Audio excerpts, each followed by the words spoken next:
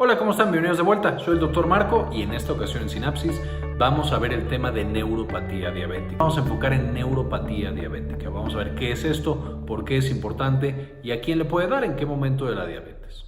Hablemos entonces de la neuropatía diabética, entendida como una de las principales complicaciones que tenemos asociadas a la diabetes. Recordarán que este círculo azul es un símbolo de la diabetes, es el símbolo internacional y que ya revisamos y mencionamos en los videos previos de diabetes que les dejo el enlace en la parte de arriba.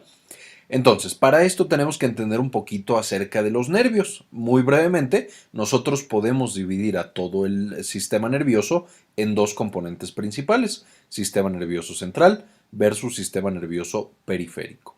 El sistema nervioso central incluiría, por supuesto, al encéfalo junto con la médula espinal y tenemos, por otro lado, el sistema nervioso periférico, que es todo lo que no son estos componentes, médula espinal y encéfalo. Es decir, todos los nervios que van a todas partes del cuerpo.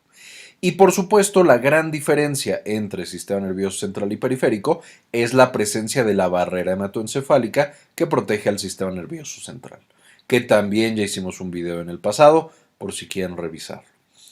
Entonces, esta barrera hematoencefálica, por supuesto, va a hacer que el cerebro y la médula espinal estén expuestos a concentraciones muy específicas y muy controladas de muchas sustancias, de toxinas, de glucosa, de nutrientes, etc. Mientras que el sistema nervioso periférico pues va a estar mucho más expuesto y va a tener niveles muy similares a los que tiene el resto de la sangre. De manera que cuando algo tóxico se está acumulando en la periferia, pues nuestro sistema nervioso periférico está inmediatamente expuesto a esta sustancia. Y dentro de nuestros nervios periféricos, partes del sistema nervioso periférico, vamos a tener tres componentes principales. Vamos a tener nervios sensitivos, nervios autónomos y nervios motores. Los sensitivos, por supuesto, son los que llevan sensaciones de la periferia hacia el sistema nervioso central. Entonces son los que se encargan de, por ejemplo, el tacto fino y grueso, la sensación de temperatura y dolor, la vibración, pero también de la propiocepción, que hemos también mencionado en videos anteriores, cuando hablamos de tacto y de dolor y de todos estos temas. De manera que van a encargarse de no solamente decir si algo nos está doliendo o si algo está tocando nuestra piel en ese punto, sino también de la posición en la cual está nuestro cuerpo. Y esto será importante más adelante. En segundo lugar, tengo los nervios autónomos, que también ya revisamos en la clase de sistema nervioso autónomo, que se encargan de controlar, sin que nosotros lo hagamos consciente, todos los órganos y todas las vísceras. Entonces pueden decirle al corazón que trabaje más o menos, al intestino que trabaje más o menos, dependiendo las necesidades del cuerpo. Es lo que hace, por ejemplo, que cuando empezamos a comer, empieza a moverse más rápido nuestro intestino. O también que cuando nosotros empezamos a correr, lata mucho más rápido nuestro corazón. Y finalmente vamos a tener nervios motores, que por supuesto tienen como función a causar el movimiento mediante la activación de los músculos. Por supuesto, estos tres grupos de nervios, sensitivo, autónomo y motor, van a trabajar en conjunto y vamos a tener algunos nervios que tienen acciones mixtas. Es decir, tienen fibras tanto sensitivas como motoras o sensitivas y autónomas. Entonces, esto va a ser importante porque la diabetes, como vamos a ver ahorita, es una polineuropatía. Es decir, va a afectar a los tres tipos de nervios y a todos los componentes dentro de estos nervios. Ahora, ¿qué tan grande es el problema de la neuropatía diabética? Básicamente aquí tenemos que la diabetes es tóxica para estos tres tipos de nervios, sensitivos, autónomos y motores, y que más o menos el 50% de los pacientes van a presentar algún tipo de neuropatía. Entonces, la mitad de todas las personas que tienen diabetes, tanto diabetes mellitus tipo 1 como diabetes mellitus tipo 2, van a tener neuropatía durante la enfermedad, en algún punto. La prevalencia va a ser similar entre diabetes mellitus tipo 1 y diabetes mellitus tipo 2. Sin embargo, en la tipo 1 usualmente hacemos el diagnóstico de diabetes y muchos años después aparece la neuropatía. Mientras que en la diabetes mellitus tipo 2, usualmente, casi en el 10% de los pacientes, al momento del diagnóstico ya tenemos algún grado de neuropatía.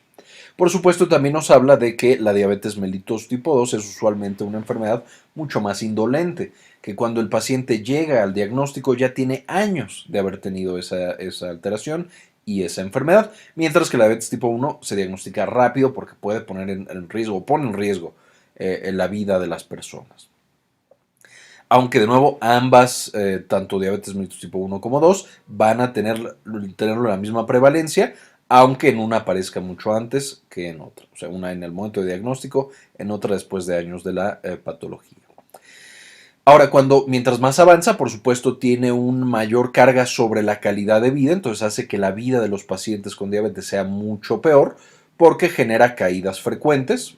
Ya cuando los pacientes ya no pueden mover bien pues, sus piernas, por ejemplo, pues tienen tropezones, pueden caerse, empiezan a tener problemas en la coordinación. Y también, como ya no tienen propiocepción, esto que mencionábamos de saber en qué posición está mi cuerpo, eso puede llevar también a problemas de equilibrio y a más caídas todavía.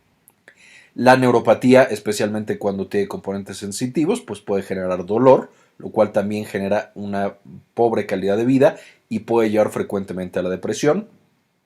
Las alteraciones autonómicas también afectan calidad de vida, ahorita vamos a ver que causa un chorro de complicaciones y además puede aumentar la mortalidad, porque si estamos diciendo que el sistema nervioso autónomo es el que controla qué tanto tiene que estar trabajando mi corazón, pues eso hace que los pacientes con diabetes no puedan tener una adaptación tan buena. Entonces todo esto lleva a que los pacientes tengan una mala calidad de vida. En Estados Unidos, que es donde más se estiman o se hacen estudios de costo y de cuánto cuesta el sistema de salud, se estima que 10,000 millones de dólares son gastados todos los años tratando la neuropatía diabética y algunas de sus complicaciones. Y también vamos a tener que aumenta con la edad, entonces mientras más años tenemos, pues más probable es que tengamos neuropatía diabética. Y por supuesto también con años de la enfermedad. Si yo ya tengo diagnosticado muchos más años, pues más frecuente voy a tener o más proporción de pacientes van a presentar ya una neuropatía diabética. Entonces ahí tenemos dos factores de riesgo muy importantes, la edad y los años con la enfermedad, lo cual hace que mientras más tiempo tiene el paciente, más frecuentes y yo como médico tendría que estar mucho más pendiente de si aparece o no. De la misma manera, yo como paciente, cada año que pasa debo ser más cuidadoso y más estricto, revisando si tengo o no tengo una neuropatía y pidiéndole a mi médico que me revise para determinar si hay una neuropatía o todavía no hay. Entonces, ¿qué la causa? De nuevo, no me voy a meter mucho en detalle porque ya vimos esto en la clase de qué es la diabetes, que ya les dejé el video antes, pero básicamente lo que sucede es que cuando yo como, pasa la comida por mi tracto digestivo, se va digiriendo, y de ahí se rompe en cachitos que son las moléculas de glucosa, las cuales pasan directamente a la sangre. Hay otros carbohidratos, pero solo nos vamos a enfocar en la glucosa. Esta glucosa, cuando llena la sangre, va a darle una señal específicamente al páncreas que puede detectar esta concentración de glucosa y como hay mucha glucosa ya en los tejidos y en la sangre, entonces empieza a secretar insulina. Y esta insulina lleva a que se acumule se almacene la glucosa en ciertos tejidos como músculo, como hígado, como tejido adiposo. En el caso de los pacientes con diabetes mellitus tipo 1, pues ya no tienen células que produzcan insulina en el páncreas, aunque el páncreas quiera, ya no puede secretar insulina porque se destruyeron esas células. Y en el caso de los pacientes con diabetes mellitus tipo 2, van a empezar a producir ciertas sustancias que bloquean completamente la función de la insulina. Entonces, por más que ese páncreas sí tenga células y sí produzca insulina, no van a poder responder por la presencia de estas otras sustancias que generan resistencia a la insulina. Por supuesto, cuando nosotros tenemos resistencia a la insulina, pues cada vez que como, va a quedarse la glucosa en los tejidos. No se almacena, sino que se queda ahí en todos lados. Y por supuesto, esa glucosa va a llevar a una toxicidad, específicamente a una toxicidad en las neuronas. Entonces aquí tenemos que vamos a tener las neuronas y las células de la glía, que ya hemos también platicado antes. Básicamente todas estas células son las que se encargan de transmitir los impulsos eléctricos, tanto neurona como células de la glía. Y voy a tener que cuando se acumula la glucosa, esta va a ser tóxica tanto para las células gliales como para las neuronas. Efectivamente haciendo que por más que mis nervios traten de llevar los impulsos eléctricos, esto no se puede enviar de manera adecuada. Ahora, como comentario muy breve, esta es una imagen, por supuesto, del sistema nervioso central, pero eso no pasa en el sistema nervioso central porque la barrera hematoencefálica protege, aquí está el vaso sanguíneo, entonces protege de que la glucosa no se acumule. Pero si no tuviéramos barrera hematoencefálica y estuviera directamente en contacto mis neuronas con la sangre, pues también sí se llenarían de glucosa y sería también mucha toxicidad. Esto pasa en el sistema nervioso periférico principalmente. Ahora, ¿cuál es el mecanismo de daño? Bueno, cuando yo tengo una gran cantidad de glucosa en sangre, pues esta va a salir a las neuronas y va a ser directamente tóxica. No sabemos exactamente el mecanismo, hay muchos propuestos. El más conocido es la glicación no enzimática de proteínas, es decir, todos los componentes que tiene mi neurona para trabajar de manera adecuada, cuando la glucosa está elevada, se va a pegar y los va a destruir. Entonces lentamente va destruyendo cada componente de mi neurona. Y de ahí surgen muchos otros factores de daño, la acumulación de ciertos productos tóxicos, de radicales libres, que se oxida por estos mismos radicales libres, y hasta que llega un punto en el que la neurona se degenera completamente y puede llegar a presentar incluso la destrucción de su axón, de esta prolongación que le permite comunicarse. Entonces, no, el objetivo no es meterme en cada uno de los puntos de la fisiopatología, porque no sabemos cuál de todos es el más importante y de hecho todavía no tenemos medicamentos específicos que vayan contra cada uno. Sin embargo, sabemos que el exceso de glucosa es lo que lleva a la destrucción de la neurona y de las células gliales. Y este exceso de glucosa acompañado de algunas otras cosas tóxicas para la neurona, como también la hipertensión arterial, el exceso de colesterol, el producto o la presencia de algunos otros tóxicos como la nicotina y algunos compuestos del tabaco o el alcohol.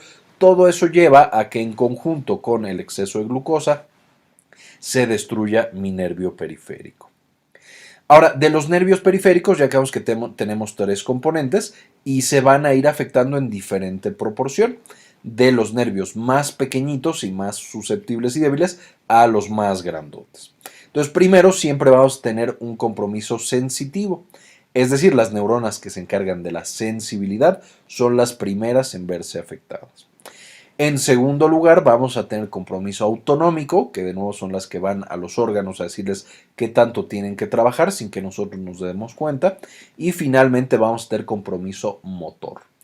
Por supuesto, mientras más avanza la diabetes y más descontrolada está, pues esta neuropatía 1 va a ser más severa, por ejemplo, pasando en la parte sensitiva de solamente tener sensaciones raras, como que a lo mejor algo me camina sobre la piel, o por ejemplo que tengo gotitas de agua, aunque por supuesto esté seco el pie o la piel, hasta una neuropatía mucho más severa en la cual ya tengo dolor intenso todo el tiempo. Además de que puede aumentar dentro del mismo cuadrito a ser cada vez más severa, vamos a tener también que mientras más descontrolada está mi diabetes, voy a empezar a tener combinadas. Entonces voy a empezar a tener sensitiva más autonómica, por ejemplo, que ya tengo dolor en una parte del cuerpo y además esa parte del cuerpo ya no suda, por supuesto causando problemas muy específicos por falta de sudor, o tengo dolor y además ya el corazón late a un ritmo que no debería latir o no se logra adaptar a cuando hago ejercicio o a cuando me paro incluso. Y finalmente voy a tener el compromiso motor, entonces ya al final los pacientes tienen dolor, por ejemplo, ya no evacúan de manera adecuada porque el intestino ya no trabaja de manera adecuada y además ya no pueden levantar bien los pies, ya no tienen la fuerza para levantar los pies. Entonces cuesta mucho trabajo, por ejemplo, subir escaleras o etcétera. También esto va a llevar a que los pacientes puedan tener, por ejemplo, lesiones que no se dan cuenta, de repente se pegan con algo y el pie ya no lo sienten, entonces les queda la lesión y la diabetes de ahí puede causar un pie diabético y una infección. O incluso la versión más severa es algo conocido como pie de Charcot, en el cual ya hay tanta insensibilidad y tantos problemas motores que el pie ya no carga el peso de manera adecuada, va a tener úlceras, el paciente no se da cuenta porque no siente ese pie y eso lleva a que te da fracturas, esas fracturas se reparen de una manera errónea y entonces tenga deformidades. Y esas deformidades llevan a que el pie cargue peor todavía el peso y entonces es un círculo vicioso en el cual el pie se va cada vez teniendo más complicaciones hasta que finalmente frecuentemente se tiene que amputar ese pie. Ahora, ¿cómo se va a dar esta neuropatía? La neuropatía diabética, como ya quedamos, va a estar principalmente en el sistema periférico. En los nervios periféricos es donde se va a dar el daño. Y va a dar principalmente problemas en los nervios más largos y que están más alejados. De manera que la neuropatía clásica va a ser una neuropatía distal simétrica. Entonces voy a tener en la diabetes una polineuropatía, porque ya quedamos que son los tres tipos de nervios, polineuropatía distal simétrica. Y la distribución más frecuente es en guante calcetín, justo como lo vemos aquí. Entonces lo primero que empieza a tener una neuropatía son los pies, de ahí las piernas y de ahí las manos, justamente como podemos ver en esta imagen. Y de nuevo, al ser una polineuropatía, va a tener un componente sensitivo, entonces los pacientes ya no sienten sus piecitos, después ya no sienten de la rodilla para abajo y además empiezan a tener dolor. Por un lado no sienten y por otro lado les duele. Y finalmente tienen lo mismo en las manos. Además de que van a tener falta de sudor, van a tener falta de piloerección y de apéndices cutáneos. Y además van a tener problemas moviendo los pies. Esa es la distribución clásica que tenemos con los pacientes diabéticos. Más o menos el 30% a 40% puede ser de este tipo. Va a haber algunos otros pacientes que tienen una neuropatía mucho más focalizada. Por ejemplo, que tienen algo similar al dolor de ciática, que también ya vimos en la clase de dolor de espalda. Les dejo el enlace aquí arriba para que lo puedan consultar. Y aquí es justamente que la ciática, por ejemplo, o también puede llegar a pasar del túnel del carpo, en la cual es muy específico que ya tenían un daño previo sobre ese nervio y ahora que tienen el exceso de glucosa, pues ese nervio sufre mucho más rápido el daño. Entonces, a pesar de que todos los demás nervios también están sufriendo daño, el que ya tenían fregado del principio, pues es el primero que les da manifestaciones y que les da problemas y el que va a tener la neuropatía más severa. Tenemos algunos otros de distribuciones más extrañas que no son tanto simétricas. Ahí también tenemos que estar revisando específicamente si hay alguna otra causa de daño. Y finalmente tenemos la causa o la distribución autonómica, en la cual el corazón, el estómago, el intestino delgado y grueso, la vejiga y en general el tracto reproductivo y el tracto urinario van a tener alteraciones autonómicas. Y por supuesto aquí podemos tener cualquier alteración autonómica. El corazón puede latir muy rápido o muy lento, el intestino puede trabajar mucho o muy poquito, etc. De nuevo, no significa que el paciente diabético vaya a tener una sola, puede tener varias, puede tenerlas combinadas. Y es relativamente frecuente que un paciente tenga, por ejemplo, distribución guante-calcetín más autonómica, más túnel del carpo. Todo de nuevo por el daño que está generando la glucosa a esos nervios. Y por lo tanto vamos a necesitar que el paciente se mantenga con un adecuado control de su glucosa. De hecho, eso va a ser probablemente lo más importante que tenemos que revisar en estos pacientes diabéticos. Si nosotros logramos mantener la glucosa en niveles adecuados, uno, va a progresar más lento la neuropatía, y si yo hoy tengo un dolor muy leve, pero ya tengo dolor, a lo mejor voy a tardar en desarrollar un dolor intenso 10 años, mientras que si no me cuido voy a tardar 1 año y medio. Y por otro lado, puede también disminuir directamente el dolor que yo siento. A lo mejor si yo estoy en 4 de dolor, cuando yo logro controlar mi glucosa, bajo a 1, sin tomar medicamentos, solamente, o sin tomar medicamentos para el dolor, solamente controlando la glucosa en sangre. Ahora, ¿a quién le da la neuropatía diabética? Ya quedamos que es uno, los que tienen una mayor duración de la enfermedad. Mientras más años de diabetes, pues mayor es la neuropatía. 2, la edad. Mientras más grande el paciente, pues más probablemente va a tener neuropatía. 3, la hemoglobina glucosilada, porque mientras más alta significa que la glucosa ha estado constantemente elevada. De manera que la hemoglobina glucosilada nosotros deberíamos buscar mantenerla entre 6 y 7%. No queremos que esté muy alta porque, de nuevo, mientras cada minuto en el cual la glucosa está alta, está resultando tóxica para las neuronas, pero tampoco demasiado baja, tampoco la queremos tener en 4 o en 5, porque entonces el riesgo de que tengamos hipoglucemias es también elevado. Y una hipoglucemia es igual o más severa y más peligrosa que una hiperglucemia. La hiperglucemia te mata en muchos años, mientras que la hipoglucemia te mata en meses. Entonces lo que necesitamos es un balance, tener una glucosa en un nivel normal, ni muy arriba ni muy abajo. 4. Los pacientes que tienen, además de diabetes, otros factores del síndrome metabólico, que ya quedamos pueden ser tóxicos para las neuronas, también tienen mayor riesgo de neuropatía y progresa más rápido. Los pacientes que tienen obesidad, que tienen colesterol alto, que tienen hipertensión y que no están bien controlados de ninguno de estos o de alguno, obesidad, dislipidemia e hipertensión, van a tener una mayor frecuencia de neuropatía y va a ser esta más severa. El consumo de otras sustancias neurotóxicas como el tabaco y el alcohol también empeora esta neuropatía. Y finalmente la mayor altura, porque quedamos que los nervios que están más alejados del sistema nervioso central son los que tienen mayor daño, porque tienen una mayor longitud para transmitir los impulsos eléctricos, y quedamos que lo que más se afecta a mis neuronas son los axones, esos cables largos que llegan hasta el cerebro. Entonces, mientras más largo sea el cable, pues más fácil va a ser que la glucosa elevada genere daño en ellos. Pero bueno, eso no lo podemos cambiar.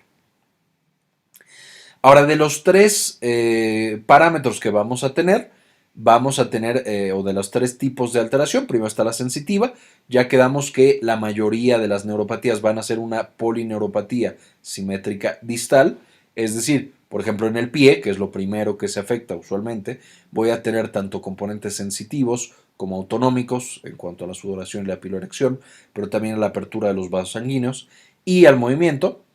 Va a tener una destrucción de guante calcetín, como ya mencionamos, y entre el 30 al 50% de todos los pacientes con neuropatía en general van a tener una neuropatía dolorosa. ¿Qué significa esto?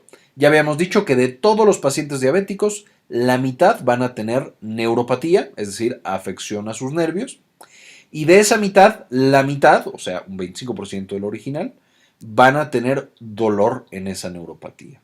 Y este dolor puede ir de dolor leve o empieza como dolor leve y acaba siendo un dolor intenso y un dolor difícil de controlar. Y no me meteré mucho en la parte de dolor, pero les dejo el enlace al video de dolor neuropático para que vean algunos otros detalles y cuál es un poquito más de la fisiopatología. En segundo lugar tenemos la neuropatía autónoma, que de nuevo puede dar a cualquiera de las vísceras que nosotros tenemos. De las más frecuentes la del corazón, que se llama neuropatía autonómica cardíaca o cardiovascular, y va a causar todas estas cosas: que el paciente se sienta débil, que tenga falta de aire, hipotensión ortostática, es decir, que te paras y se baja mucho la presión, mareo, que se desmaya de manera espontánea el paciente, que sentado sin hacer nada tiene taquicardia o bradicardia y que no puede tolerar hacer actividades físicas, justamente porque cuando su corazón debería empezar a trabajar más, no lo hace porque su sistema nervioso autónomo ya no está funcionando. En segundo lugar, tenemos alteraciones del aparato gastrointestinal. A esto se le conoce principalmente como gastroparesis, o es uno de los nombres más usados, aunque puede tener otras características. Y los pacientes van a presentar náusea, distensión antes o después de comer, van a tener cambios en el apetito, fatiga, reflujo, disfagia y vómito. Pueden tener también diarrea o estreñimiento, en el cual ya no van al baño, o no pueden dejar de ir al baño, justo porque está constantemente activo su sistema. Vamos a tener también problemas en la vejiga, esto conocido tradicionalmente como cistopatía diabética, y puede llevar a que el paciente tenga retención de la orina, es decir, ya no puede orinar, por más que está súper llena la vejiga, no logra vaciarla. Puede tener incontinencia urinaria también, es decir, no llega al baño y se sale antes la orina. La retención, por supuesto, causa frecuentemente infecciones porque no se vacía de manera completa o no se vacía para nada, mientras que la incontinencia pues causa más bien problemas sociales. Y finalmente urgencia, que de pronto el paciente no siente nada y un minuto después tiene una urgencia extrema por ir a orinar. Puede causar problemas sexuales, muchos tipos de disfunción sexual como impotencia, resequedad, disminución en la libido, dispareunia, que es dolor cuando se tienen relaciones, etc. y causa también alteraciones autonómicas en la piel y en los anexos, que es lo que mencionábamos de la disfunción autonómica sudomotora, es decir, el paciente ya no suda como debería, por supuesto el sudor es esencial para mantener la temperatura del cuerpo y puede llevar a que de pronto cuando hace calor puedan desmayarse y tener fácilmente golpes de calor y también a tener sequedad en la piel y en algunas mucosas. Finalmente, la neuropatía motora, pues evidentemente basa en los nervios encargados del movimiento.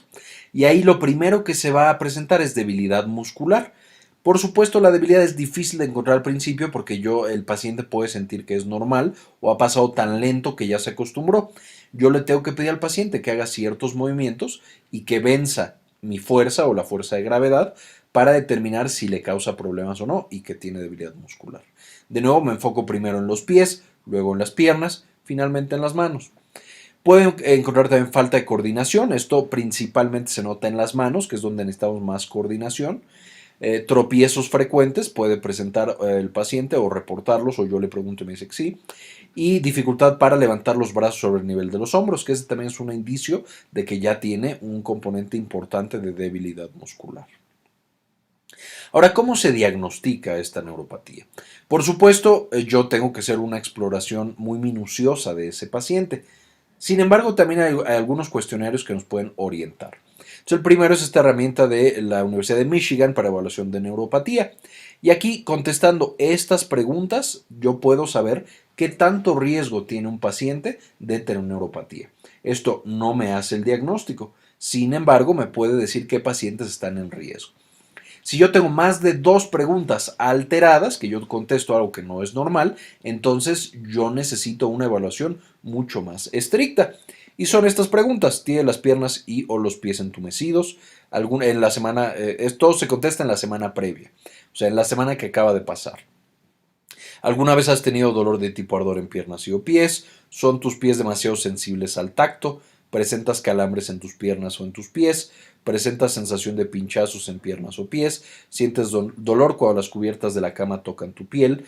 En la tina o cuando te estás bañando tienes la sensación de que el agua es caliente cuando realmente está fría, o viceversa. ¿Has tenido alguna herida abierta en tu pie que no te dieras cuenta? ¿Su doctor le ha dicho alguna vez que tiene neuropatía diabética? Usted se siente débil la mayor parte del tiempo, sus síntomas empeoran por las noches, le duelen sus piernas cuando usted camina, es capaz de sentir sus pies cuando camina, aquí si no lo sienten, eso sería lo anormal. La piel en tus pies se seca tanto que se agrieta y alguna vez has sufrido alguna amputación, por supuesto. Entonces, de nuevo, si tenemos 2 o más, ya requeriríamos una evaluación mucho más minuciosa. Y por supuesto hay algunas que son muy evidentes. Si te han amputado algo alguna vez por diabetes o si tu médico te dijo que tienes neuropatía diabética, pues entonces probablemente sí tienes y requieres una evaluación muy estricta. Ahora, dentro de esta exploración que se va a hacer para determinar si hay neuropatía o no, hay que de nuevo evaluar la parte sensitiva, en la cual se explora primero en pie, luego en pierna y luego en mano y después el resto del cuerpo, la sensación de temperatura, de vibración, de tacto fino, de tacto grueso y de dolor. Esto va a seguir algunos pasos, ahorita lo voy a mostrar en las siguientes diapositivas, pero va a ser muy importante determinar también si los nervios están funcionando bien, están funcionando de más o están funcionando de menos. Y casi siempre en la neuropatía diabética vamos a encontrar ambas, que funcionan de más y funcionan de menos al mismo tiempo, como ahorita vamos a mostrar. Además de esta exploración sensitiva, pues yo tengo que hacer la exploración de la fuerza y del movimiento. Aquí es fuerza, es decir, si el paciente puede con los pies, de nuevo, luego las piernas y luego las manos, para terminar con otras partes del cuerpo, hacer los movimientos venciendo a mí, venciendo a la gravedad y solitos. El tono de los músculos, es decir, yo los toco y siento si está atrofiado, si está muy chiquito el músculo o si tiene un buen tamaño y se ve que tiene todavía masa muscular. Y el tono, es decir, qué tan definido, qué tanto es la manera basal de activación de mis músculos. Y por supuesto, dentro de esta fuerza, tono y sensibilidad están los reflejos. Es extremadamente importante evaluar los reflejos que tiene esta persona en el pie, en la pierna las manos y los brazos y después todos los demás. Porque cuando se pierde un reflejo, por supuesto, ya me está diciendo que hay una alteración tanto en la vía sensitiva, hablando de la neuropatía diabética, tanto en la vía sensitiva como en la vía motora. Finalmente, también tengo que evaluar pulsos distales. Ya quedamos en las clases previas de diabetes que una de las cosas que tienen es alteración de las arterias y de las venas. Entonces, por lo tanto, esa es otra de las cosas que complica mi neuropatía y la puede hacer mucho más severa. Tenemos que descartar ya alteraciones muy complejas, como esto que decíamos del pie de Charcot, que ya tiene formaciones evidentes, además de la falta de sensibilidad. Y también no se nos debe olvidar hacer una evaluación de la neuropatía autonómica, porque de nuevo, eso es de lo que más rápido puede matar a nuestro paciente. Y esta neuropatía autonómica, por supuesto, tiene que ser evaluada en un laboratorio especial, con las pruebas de la mesa inclinada y todo lo demás. Sin embargo, en el consultorio nosotros podemos hacer la evaluación viendo cómo está la presión arterial y la frecuencia con el paciente sentado y cuando le pedimos que se pare. Por supuesto, un cambio grande. Esto nos traduce en una hipotensión ortostática o en que no se está adaptando bien el corazón a este cambio de posición sencillo. Aunque de nuevo, es muy importante que vayan, si hay la posibilidad, a un laboratorio especializado para detectar estas disautonomías. Ahora, ¿cómo se mide esta parte de primero sensitiva y luego motora? Vamos a usar dos elementos. Primero, un diapasón de 128 Hz. Este se usa mucho para evaluar específicamente la vibración.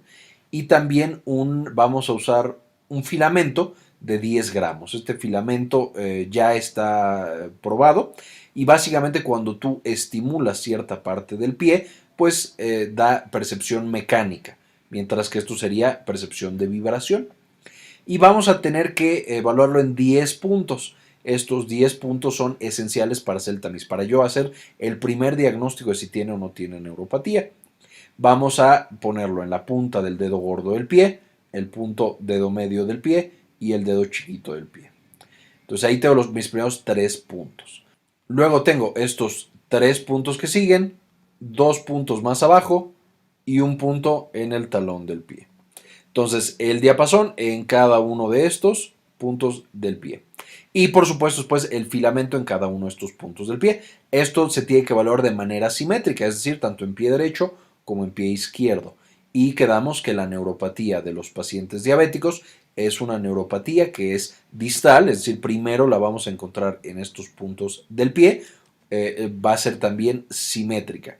Entonces voy a encontrarlo en ambos pies. Ya que evalúe toda la planta del pie, el siguiente punto es el dorso del pie. Entonces voy a poner aquí tanto el diapasón como el filamento. Eso me va a dar la connotación sensitiva. Después puedo ir subiendo. Usualmente si no encuentro ninguna alteración en estos puntos del pie, es raro que yo la encuentre en los maleolos y hacia arriba en el pie y en las manos. Puede llegar a pasar, sin embargo, el hecho de hacerlo solamente en el pie usualmente me da una buena sensibilidad. Es decir, yo puedo detectar a la mayoría de los pacientes que ya tienen algo de neuropatía. Ya que determine estos, voy a tener que determinar ahora la parte motora. Entonces la parte motora se evalúa de nuevo primero en el pie, haciendo una extensión de los dedos del pie. Entonces yo tengo que mostrar que el paciente puede separar su dedo gordo principalmente. También haciendo una flexión plantar. Aquí específicamente voy a pedirle al paciente que su dedo gordo trate de apuntarlo hacia su cara lo más que pueda, lo más alineado. Entonces me tiene que subir el pie y mientras más pueda, pues significa que tiene una mejor componente motor. Y finalmente la parte autonómica, que aquí es difícil de evaluar. Básicamente con los pulsos podemos darnos una pequeña idea y también con la sudoración, consultados acerca de la sudoración, aunque de nuevo la parte autonómica principalmente se valora en laboratorios especializados. Ahora, hablando un poquito acerca de ya dolor neuropático. ¿Cómo voy a saber que este paciente tiene un dolor por la neuropatía diabética? Ya lo vimos en la clase de dolor neuropático, que de nuevo ya les dejé el enlace previamente. Básicamente yo lo que necesito para llegar al diagnóstico es que el paciente, uno, tenga una distribución neuroanatómicamente posible. En este caso sería la distribución de guante-calcetín o en este caso cuando el paciente empieza solo de calcetín. Y que el paciente tenga una historia que me sugiera justamente que tenga neuropatía diabética, es decir, un paciente que tuvo ya muchos años de diabetes, que ya está grande y que no ha tenido un buen control glucémico y que ha empezado la neuropatía poco a poquito. Es decir, al principio solo era completamente, no tenía ninguna sensibilidad, no tenía ningún síntoma, pero yo al hacer la exploración le encontraba que a lo mejor sentía menos. Y luego a los 6 meses ya sentía un poco el paciente cosas raras. Y a los 6 meses después le empezó a doler un poquito y a los 6 meses le empezó a doler más.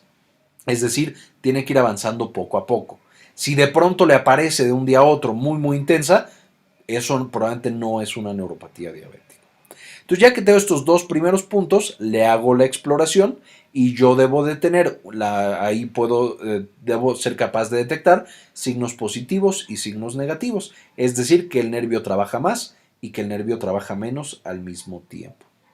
Para finalmente, en algunos casos, en la mayoría no es necesario y no se hace, pero en algunos casos yo le mando estudios especializados, que en el caso de la neuropatía diabética serían potenciales evocados y electromiografías, es decir, mandar señales eléctricas a través del nervio y ver qué tal se conducen, y demostrar que no se están conduciendo de manera adecuada.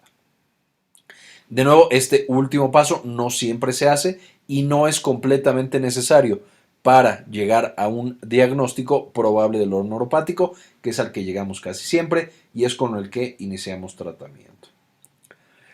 Ahora, solo un recordatorio de datos positivos y negativos. Estos serían, básicamente yo exploro y el paciente me refiere al mismo tiempo que tiene menor sensibilidad, por ejemplo, al frío o al calor, o que no siente la vibración, etcétera, o de pronto le pico con una agujita y no le duele y no lo percibe, o le pico con el filamento y no lo percibe, pero en otra modalidad está sobresintiendo, digamos. Entonces, de pronto le pongo calor y le duele mucho cuando no es un calor que debería doler, o le toco ciertas partes del pie y le genera dolor, a pesar de que lo estoy tocando con un filamento o incluso con mi dedo. Entonces, al mismo tiempo, el paciente tiene datos positivos, es decir, el nervio está trabajando más y está trabajando también menos. Eso me traduce que ya tiene un dolor de tipo neuropático. Ahora, si nosotros queremos hacer un diagnóstico mucho más puntual, hay también escalas. Y la principal es el score de neuropatía diabética de Michigan, que básicamente nos dice que tenemos que evaluar estas cosas. Para la parte sensitiva, tenemos que valorar la vibración en el dedo gordo del pie y tenemos que catalogar si está normal, disminuido y ausente, recordando esto con el diapasón 128 Hz. Después, el filamento de 10 gramos, de nuevo, normal, disminuido o ausente. Y el pinprick, que es tocar con algo que pique, digamos, y con algo que no pique, para evaluar esta sensibilidad dolorosa. Y entonces, esto es en dedo gordo del pie, también es normal, disminuido y ausente. Luego el examen de fuerza muscular, aquí es lo que mencionamos, de separación de los dedos, extensión del dedo grande y dorsiflexión del tobillo, es decir, que apunten hacia su carita el dedo gordo. Y finalmente los reflejos, en el brazo, bíceps braquial y tríceps braquial, y en las piernas, cuádriceps femoral y aquiliano. Pueden estar de nuevo presentes, presente con esfuerzo y ausente. Esto por supuesto nos da un score, vamos a ir sumando los puntos que tiene el paciente y esto nos lleva a una escala en la cual de 0 a 6 es un paciente que no tiene neuropatía. A lo mejor presentó por ahí alguna alteración, pero también puede ser debido a la exploración que se hizo y que a lo mejor en la siguiente consulta va a salir diferente. Si tiene de 7 a 12, tiene una neuropatía leve, de 13 a 29 una neuropatía moderada y de 30 a 46 una neuropatía severa. Nótese que esta escala es para neuropatía diabética, no para neuropatía dolorosa, que son dos cosas diferentes. Recuerden, de todos los pacientes con neuropatía diabética, la mitad van a tener neuropatía dolorosa, no todos. Vamos a tener varios que pueden tener incluso neuropatía severa y no presentar dolor. Ahora, ¿cuál va a ser el tratamiento de la neuropatía? Como ya mencionamos varias veces, lo más importante va a ser controlar los factores de riesgo, siendo el más importante de todos el control glucémico. Tener a mi paciente más o menos entre 6 y 7 de su hemoglobina glucosilada. Puede ser un poquito más abajo, idealmente no más arriba, pero también no ser demasiado, digamos, no irnos a los extremos de que esté muy elevada la hemoglobina glucosilada o muy disminuida. En segundo lugar, el control de otros factores neurotóxicos, no fumar, no tomar, controlar el colesterol y la hipertensión y controlar el peso a través de dieta y ejercicio. Aquí el único comentario es el ejercicio es muy bueno, pero un paciente que ya tiene neuropatía autonómica, como habíamos mencionado, puede llegar a presentar intolerancia al ejercicio. Entonces es ideal que se consulte con el médico qué ejercicio se puede hacer y cómo ir empezando poco a poco. Además, como parte del tratamiento, debemos de evitar las complicaciones. No solo evitar que avance la neuropatía, sino evitar que aparezcan otras complicaciones más severas. Siendo una de las más comunes el pie diabético, que de nuevo ya vimos en un video anterior. Les dejo otra vez el enlace aquí arriba. Para esto hay que revisar todos los días los pies y tener mucho cuidado cuando se tienen lesiones, cuando se tienen infecciones o cuando se tiene algo más. Buscar zapatos cómodos, que esto es complicado porque si yo ya no siento el pie, pues a lo mejor me queda muy apretado el zapato y no me di cuenta. Entonces, ser muy cuidadoso con la elección de los zapatos y del calzado, de los calcetines también, porque incluso los pliegues en los calcetines pueden llegar a causar úlceras, especialmente cuando el pie ya tiene deformidades por el pie de Charcot. Y revisarlo todos los días. Cortar las uñas de manera recta, con mucho cuidado, etc. Vamos a tener también que prevenir las caídas. Ya vimos que los pacientes pueden tener debilidad en los músculos y también pueden no saber en qué posición está su cuerpo porque ya no tienen propiocepción. Entonces, para esto hay que educar a los pacientes y darles rehabilitación muchas veces para que aprendan a hacer las cosas con esa disminuida capacidad motora y sensibilidad.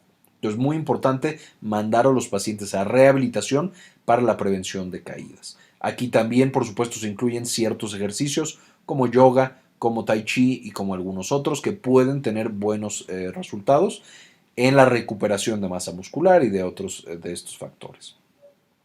En segundo punto, hay que dar manejo al dolor en los pacientes que tengan neuropatía dolorosa, que es en lo que me voy a enfocar un poquito más adelante, y también manejar la disautonomía, que de nuevo esto es complicado, pero también hay fármacos específicos para la disautonomía, aunque no los vamos a mencionar en este video, tal vez después hagamos uno específico de disautonomía diabética. Y por supuesto, cuando ya tenemos pie de Charcot, zapatos especiales que justamente compensen esa deformidad que tiene mi pie y, si es necesario, cirugía para el pie de Charcot. Es muy importante el pie de nuevo porque cuando tenemos una infección de pie por un pie diabético, puede llevarnos a que tengamos amputaciones y por supuesto eso empeora el pronóstico porque ya es más difícil que el paciente tenga un movimiento normal y también puede complicarse de manera muy, muy severa. Y finalmente, el tratamiento para el dolor por neuropatía diabética, es decir, dolor de tipo neuropatía diabética, tenemos 3 grupos de medicamentos principales. Los gabapentinoides, principalmente gabapentina y pregabalina, los inhibidores selectivos de recaptura de noradrenalina y serotonina, de los cuales los principales ejemplos son duloxetina y venlafaxina, y finalmente los antidepresivos tricíclicos, de los cuales los que más se usan son amitriptilina e imipramina. Estos 3 están indicados en primera línea para el tratamiento del dolor por neuropatía diabética. Aunque, por supuesto, habrá pacientes que no lo logren solo con uno. Entonces, la indicación es, empiezas con uno de estos, de ahí vas aumentando la dosis, si es que el paciente lo tolera, hasta dosis máxima. Después combinas 2 medicamentos de esta primera línea, por ejemplo, un inhibidor de recaptura de noradrenalina y serotonina más un gabapentinoide. Dependiendo ahí cuáles sean los efectos adversos y la eficacia que requerimos en el paciente. Y finalmente, agregar algún otro medicamento, entre los cuales se indican, por ejemplo, algunos opioides. Aquí, por ejemplo, tramadol y tapentadol, que son los que más se usan para dolor neuropático, porque además del efecto opioide, tienen propiedades como inhibidores selectivos de recaptura de serotonina. Aquí hay que ser muy cuidadosos, sin embargo, con la combinación de estos dos, porque los antidepresivos tricíclicos, inhibidores selectivos de recaptura de noradrenalina y serotonina, no se pueden combinar porque ambos aumentan la cantidad de noradrenalina y serotonina. De manera que pueden llevar, si no los combinamos o si los combinamos en estos pacientes, pueden llevar algo que se conoce como síndrome serotoninérgico, que es peligroso y puede causar muchas complicaciones.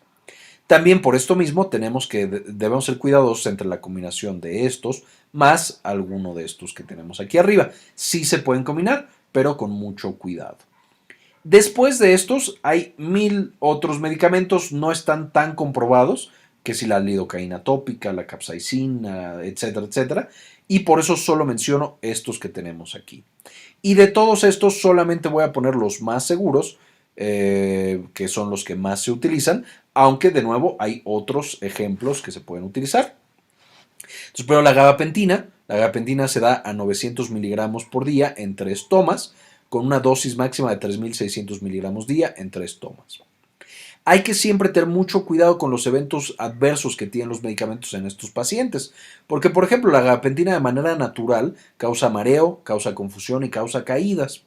Si el paciente que estamos atendiendo ya tenía un riesgo elevado de caídas y ya se nos había caído tal vez, entonces debemos ser muy cuidadosos con cómo le damos la gabapentina, empezando con dosis pequeñitas y subir muy lentamente en la rampa de dosificación. Ahora empezar 300 miligramos una vez al día, ya que veo que lo aguantó, 600, luego 900 y de ahí me quedo. Si todavía le falta más medicamento, a lo mejor combinar con uno que no cause tanto mareo o subir más la dosis pero muy despacito. Entonces aquí podemos empezar a ver lo complicado de tratar a estos pacientes, que de pronto ya tengo eventos adversos porque el medicamento lo causa y ya tenía él otros factores de riesgo y además no le estoy controlando el dolor de manera adecuada. Son pacientes que pueden tener muchas complicaciones. En segundo lugar, la duloxetina, bastante segura, bastante efectiva y aparte tiene la gran ventaja de que puede tener efectos antidepresivos, por supuesto. Y entonces en los pacientes que tienen dolor crónico, que frecuentemente tienen depresión, puede ser un muy buen medicamento que tiene ambas propiedades. Aquí empezamos con 60 miligramos día en una toma y la dosis máxima son 120 miligramos día en una toma. Estos pacientes pueden presentar náusea, vómito, boca seca y pérdida del apetito. De nuevo, si el paciente ya tiene gastroparesis o a lo mejor es un paciente que por la neuropatía diabética ya tiene mucha náusea y mucho vómito, tal vez no sería el medicamento ideal para ese paciente. Pero uno que tiene riesgo de caídas es mucho mejor medicamento que gabapentina porque no causa tanto mareo y no causa tantas caídas. Y como decíamos, tiene efecto antidepresivo. Y finalmente, el representante de los antidepresivos tricíclicos, la amitriptilina, 50 miligramos por día en una toma, hasta 150 miligramos día en 3 tomas. Este tiene muchos eventos adversos, causa mareo, confusión, somnolencia, boca seca y causa arritmias, por lo cual siempre antes de recetar un medicamento antidepresivo tricíclico sería muy importante descartar las disautonomías cardíacas o cardiovasculares que puedan tener los pacientes. Sin embargo, son también bastante buenos para quitar el dolor y para controlar el dolor. También si no tiene riesgos de caídas o boca seca. Pero también tiene la gran ventaja de que tiene efectos antidepresivos y tiene efectos de inductor del sueño. Entonces, en pacientes que tienen trastornos del sueño, que también es frecuente cuando hay dolor crónico, este sería un medicamento bastante adecuado. De nuevo, teniendo en mente mucho el perfil de seguridad de estos medicamentos. Entonces, de nuevo, estos son 3, son solamente ejemplos. Hay muchos más medicamentos en primera línea y hay muchos más en otras líneas.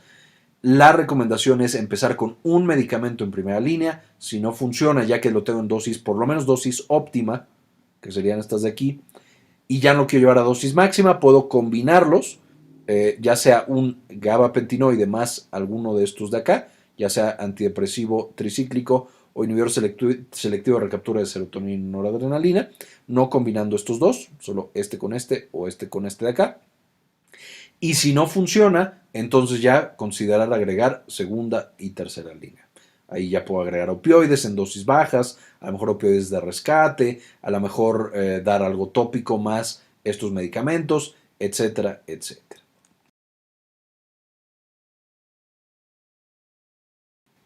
Y les dejo finalmente la bibliografía. De aquí saqué la información, pueden consultarla para ver un poquito más de este tema y aprender más.